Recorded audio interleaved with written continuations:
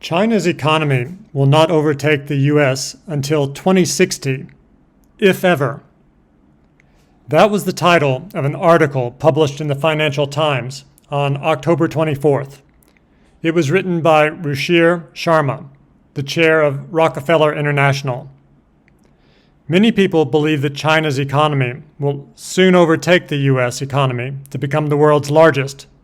But in this article, Mr. Sharma makes the case that China's growth potential is only around 2.5% a year over the next decade, a far cry from the double-digit growth rates that China has frequently experienced since the 1980s, as shown here. China's economy and the growth rate has been slowing since 2007. This year, the IMF expects China to grow by 3.2%.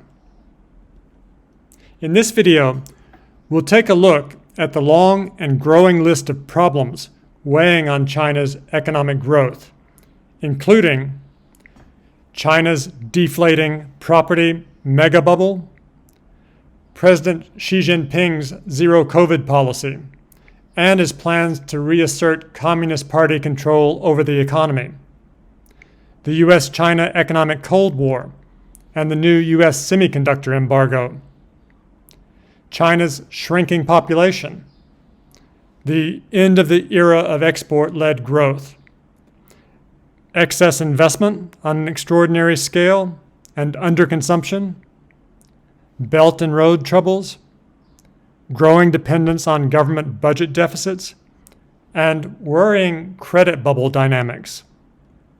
Starting with the property market. Property development has been one of the most important drivers of economic growth in China for many decades. A property bubble of gigantic proportions now exists nationwide. Starting last year, however, the government finally began to take steps to rein in this out-of-control industry. The government did this by limiting how much credit the private sector property companies could borrow. Up until then, the property companies had been able to borrow on a nearly limitless scale.